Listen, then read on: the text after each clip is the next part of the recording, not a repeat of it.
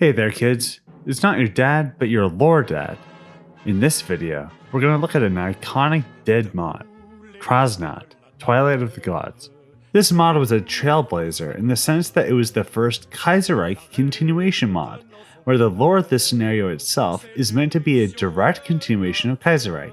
There's plenty of things to critique about the scenario as it was depicted, but we're not here to beat a dead horse. I will, at the very least, take a critical look at the approach the developers had made in order to understand where they'd failed, in order to not make their same mistakes. Well, let's start off by asking this simple question: why did the mod die? I want to preface this entire section to remind everyone to please take whatever I'm saying with a grain of salt, and don't harass any old developers. I'm speculating a lot here, so let's just focus on the broad strokes, because I promise I do have a point by bringing this element into the conversation. From my rudimentary investigation, my understanding is that the nature of this mod and this ideological focus on syndicalism had led to many people debating about how the ideology itself should be depicted. Anarcho-syndicalism is an ideology that, in our timeline, had only been written in theory. In comparison, vanguardist communism had achieved praxis, and we can very easily track the ideological development through several different leaders and iterations in history. Now, while I'm purely speculating here, I think that since there may have been some developers who leaned ideologically towards Lenin and Stalin, they may have looked at the socialist nations of Kaiserreich and applied the general logic of socialism can only succeed if it's vanguardist communism, or something similar. Therefore, these nations would naturally adopt the correct means of developing socialism in order for them to even succeed. The problem is that the correct means are different depending on who you ask. While the conversation is extremely complicated, the simplest way to put it to someone who understands Kaiserreich ideologies is that syndicalists and totalists differ in their view on socialism. The totalists want government to be big to get communism faster. Syndicalists want a smaller government to preserve unions' rights, even if it's not perfect. And anarchists just think there shouldn't be a government at all. And the only way for a class society to be achieved is to actually model it, rather than attempting to achieve it at an undetermined point of time. Now imagine that you have a couple dozen people who are all fans of Kaiserreich, but simultaneously have different views on Marxism and syndicalism, who then need to come to an agreement about the lore of Kaiserreich. The 14 years between 1936 and 1950 make it an engaging Hearts of Iron 4 mod, and frequently adjust the lore of the scenario to suit the constantly changing Kaiserreich scenario. Simply put, the ideological speculation based on a fictitious depiction of syndicalism made every discussion a debate on socialism and communism, making every discussion a political one.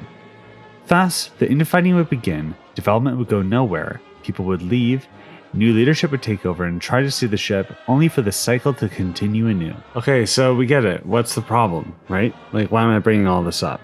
Well, the reason why I say this is that I've usually been like, you have one point of divergence, you go outwards, and then you make sure that everything has a logical throughput. If you're doing something as long as Kaiserreich continuation Cold Wars, you cannot afford to do that. Instead, you need to focus on the geopolitical scenario in order to make it more interesting. These ideological aspects that people have been debating in order to make the lore good make for an interesting narrative and story, and that's worthwhile. But if you're trying to make a Hearts of Iron 4 mod, you need to do a geopolitical scenario that goes into war, and we'll get into more detail about that later. But that's why I brought this up, and I hope that it hasn't ruffled too many feathers. Without further ado, let's get started. I think that the core of this mod is the most obvious yet. A Third International Russia-Cold War. The socialist movement that had begun in France following their defeat against the Germans in the First World War has matured into one that has encompassed not only Western Europe, but America as well, who becomes the arsenal of syndicalism against the Russian threat. As materialism begins to fester in the West, the previously united front against the Hunnic hegemon has shattered. As Savinkov continues to amass his nuclear arsenal in hopes to destroy the socialists, the reality is that this approach will likely doom the world. Thus, the war turns cold, as the battle for the fate of the world rests upon each multinational organization's ability to spread and consolidate their power without triggering an open conflict. This is the essence of Krasnacht, and thanks to the updates to both German and Russian content, we have a lot of extra depth that we can build on. While Savinkov's Russia is an absolute given, his successor is not guaranteed. While Krasnacht had their own ideas for who would be able to compete for the position of Vozd, I believe that the most coherent result would be the Solidarists gaining power and consolidating their regime. Savinkov was a dictator running off of vibes, really. But when it comes to what would make Russia more stable in the long term, as well as actually allowing for the potential of a Cold War at all, it would need to be a mellowing of the ideology to one that's more focused on stability rather than outright conflict. For example, the option to negotiate spheres of influence in Europe with the Third Internationale is a focus only available to the Solidarists of Russia. This peace conference even allows for Russia to force the Entente and the Third Internationale to sign a peace that separates their spheres of influence to the Americas and Europe, respectively. In my version of the Krasnacht timeline, I'll have Germany divided along the Elbe River. This gives the Third Internationale much more of Germany to themselves, but simultaneously gives Russia the ability to move their navies through the Kiel Canal. This part can be adjusted however the future developers may decide, but Russia having access to the North Sea is pretty important for my take on this scenario. With the general idea that the Elbe is the dividing line between the Western and Eastern worlds, Czechia is made to be a neutral country, while Slovakia becomes a satellite state of Russia. I could have gone full Krasnacht with a Cisleithanian Socialist Republic versus Czechoslovakia divide, but I think that all factions would rather have a neutral buffer state than anything else. With that in mind, we have an Austria who will be neutral, but in reality, heavily influenced by the Italians, who would get their irredenta in Istria and Dalmatia, much to the chagrin of the Yugoslavian Republic, who, while they were participants in the anti-German war, are ideologically isolated between the two main blocs in Europe. While Yugoslavia may be protected from subjugation for now, Romania's delicate divide between the Iron Guard and the monarchy has put them into a position where they're heavily influenced by the nationalist Russians, who may very well seek to partition the so recently formed Greater Romania with their Hungarian satellite state and the neutral yet potential ally of Bulgaria, who had lost the Balkan War between themselves and the Belgrade Pact. And their last member, Greece, is tentatively neutral, yet heavily influenced by Russia. And as a bit of a meme, we'll finish the Balkans map-wise by giving Albania to the totalist Hoxha, whose hyperfixation on bunker constructions is completely justified in this timeline, as they're encircled by reactionary states in the Balkans. And so, Europe is divided between the two major powers. While the Kaiserreich factions would be known as the Third Internationale and the Moscow Accords respectively, we'll go with the Krasnacht faction names of the INT4, International Forces, and the Sarpak. While the ideological divide between these two powers is irreconcilable, surely with this reasonable divide of Europe between the two international alliances, this peace will last forever, with no potential of a war breaking out. Well, you'd think that I'm joking, but from what I hear from old Krasnacht developers, the Russians could never instigate the war. Their gameplay would be to solidify succession, maybe attempt some subversive activities to divide the INT4 by decisions and event chains. But no proxy wars were planned that Russia could even get involved in, nor opportunities to declare the Third Weltkrieg. While that sounds pretty awful, what else are you supposed to do in a Cold War scenario? Herein lies the age-old problem of Cold War mods in Hearts of Iron 4.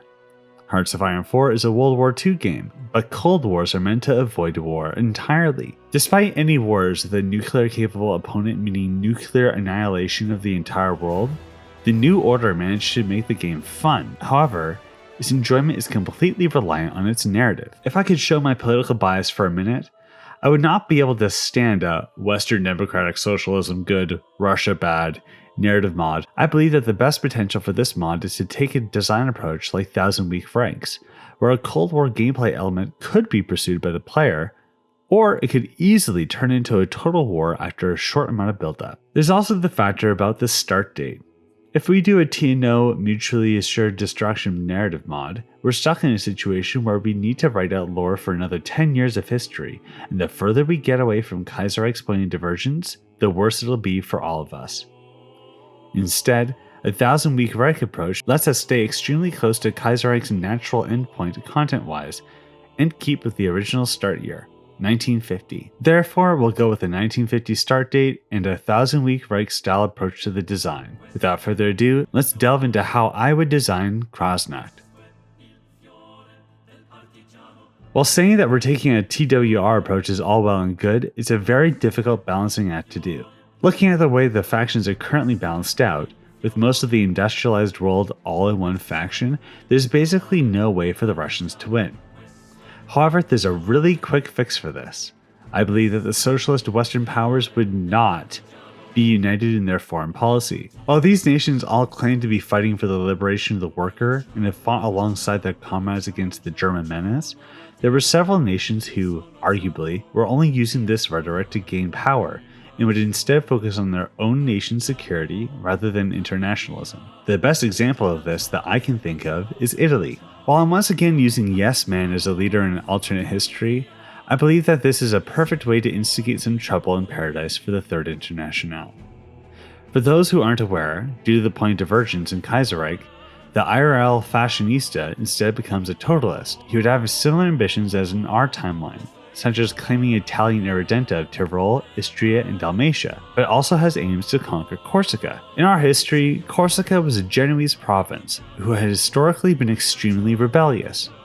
Tired of suppressing independence revolts continuously, the Genoese sold Corsica to the French on May 15, 1768. Now imagine this.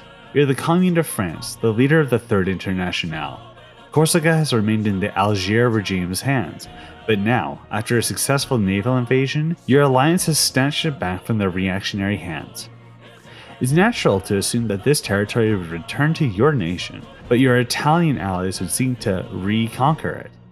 Naturally, you'd refuse these demands. Afterwards, the Italians increase the pressure and demand not only that Corsica face a referendum to determine their nationality, but also the former Piedmontese territories of the Alps, in order to truthfully undo the centuries of French imperialism against the Italians. This crisis of territorial claims, as well as an increasing political divide between the totalist Italians and syndicalist French, would lead to the Italians to leave the Third Internationale after the defeat of the Reichspakt, form their own Fourth Internationale, and refuse to join the Int4, allowing for there to be a major conflict that could easily escalate into a Third Weltkrieg, either due to an overreach of socialist revisionism or as outright death. A civil war between the trade unions and those loyal to Mussolini's red fashion will begin. Neighboring nations would be quick to respond. The Yugoslavians and Austrians would march into Italian territory, while the Italian satellite state of Austria would continue to control the Slovenes of Carniola, and the Yugoslavians would just annex Dalmatia. The outbreak of the Civil War has given the Yugoslavians the perfect opportunity to liberate their kinsmen. And when the Yugoslavians and Austrians end up at war, I believe that the syndicalist Germans should invade the Austrians. Now, this is where things get really interesting for Russia.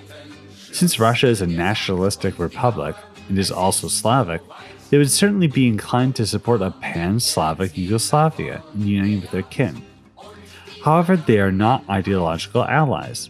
The Yugoslavian Republic would be one of the few remaining liberal democracies in Europe, and due to this, they may not ever elect a national Republican to presidency. Or even worse, they elect a socialist and become a satellite state of the Third Internationale. And we all know how that ends. There's also the possibility that by supporting the Yugoslavians in their war, they would be missing out on a significant increase to their sphere of influence. If the Russians were able to perform a diplomatic 180 and support the Austrian independence movement, the potential for a national populist regime to arise from the aftermath of the totalist government is extremely possible. Not only this, but if the Austrians were able to defeat the West Germans in their invasion, the regime may either be weak enough to completely destroy the Quick Blitz, or just shatter on its own, leaving only one German state completely loyal to Russia. Obviously, if the Western German government collapses and the Eastern Germans claim national unity, it's extremely likely that a war would break out between the Third Internationale and the Moscow Accord, so a different approach may be taken to ensure peace. Rather than supporting the Austrian Republic unconditionally, the Russians could attempt to resolve the situation peacefully with Int4. The Russians would propose that Yugoslavia could claim their territories against Austria, and that South Tyrol would remain in Italian hands, but in exchange, Austria needs to remain independent and neutral, as a means to ensure the continued peace between the two great power blocks. If this resolution isn't met, then the potential of this conflict to boil over into a third Weltkrieg is certainly possible. With all this being said, it's worth keeping in mind that this conflict could end disastrously for the Yugoslavians. If the Austrians are able to hold out long enough against the Yugoslavians, the Intfor could instigate a socialist revolution centered in Croatia, regardless of their claims to Austrian and Italian lands. If this Croatian-centered revolution were to gain enough traction, the revanchist Bulgarians may be so bold as to invade to reclaim Macedonia.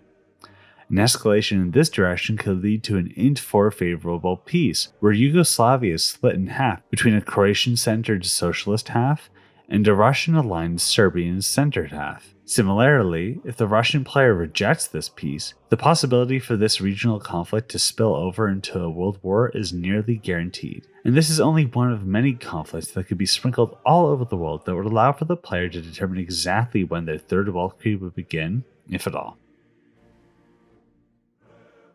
While the Socialist Third Internationale was attempting a world revolution, the fact that they had only managed to liberate half of Germany from the oppression of capital would cause a rift in their alliance.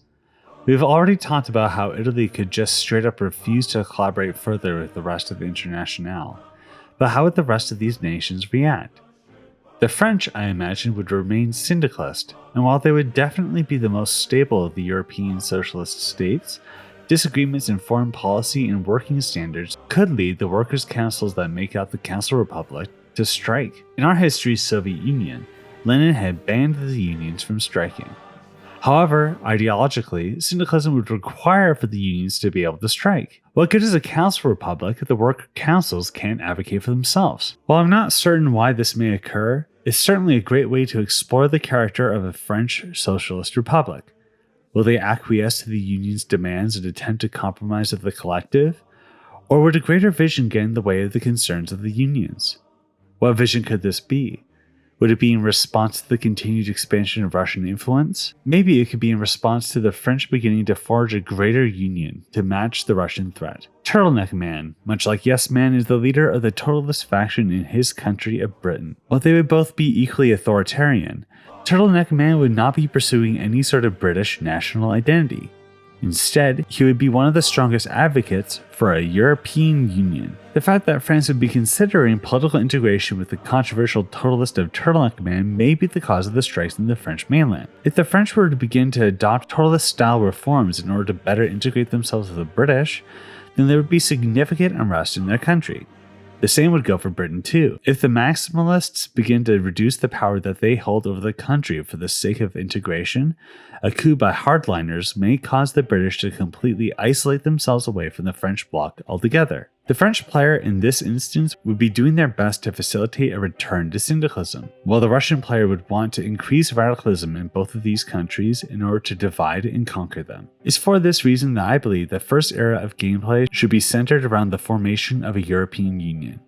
If the international forces are able to facilitate their unity in Western Europe, then the risk of them fracturing due to ideological disputes is greatly diminished. Therefore, it may be in Russia's best interest to facilitate a conflict before this would happen, or at the very least, diminish the size of the European Union to at least exclude the Italians and British. But even with the best circumstances in Europe, there's still the insanely powerful United States across the Atlantic and Pacific Oceans that would definitely resist the Russians in their attempts to destroy the revolution. But what are they up to anyway? Well, unfortunately, this is where we need to cut it off for this video. The scope of this video is way more than I anticipated, and with the new Kaiserreich lore for the USA and India coming out, I felt like it would be best to study these recent updates before committing any ideas to my iteration of this mod. If you'd like to see me expand on this scenario more, help the video get to 2,000 likes by pressing the like button on the video. It helps me learn about what you guys would like to see from my channel, so thank you for your consideration. While the original version of Krasnacht is dead, there are two different Krasnacht successors that I'm aware of. One's Krasnacht, Roses and Thorns. The other one is Rotenacht, Shadow of the Four Horsemen. Both of their takes on the scenario are unique in their own way. And while I stand by my approach to this scenario, I ask that everyone not pressure them to adopt my ideas. There have been times where my LoreGrave videos revive dead mods. I'd love to see that happen for Krasnacht, but I don't wish to see these iterations of the mod die either. What I propose for any future developers of this version of the scenario is that you follow these guidelines. Of course, any and all feedback and ideas you have in the comments will go a long way in helping me polish out any rough edges of my current lore and help me fill out the map fully as well, if a part 2 comes out. Shout out to Grud, Jubs, Louis Avant, Cindy Beatty, and Seeking Sentience for being channel members. Thank you so much for your support. If you want to have your name shouted out at the end of my video, please consider supporting the channel by getting a membership. Thank you very much for watching, and I hope you have a good day.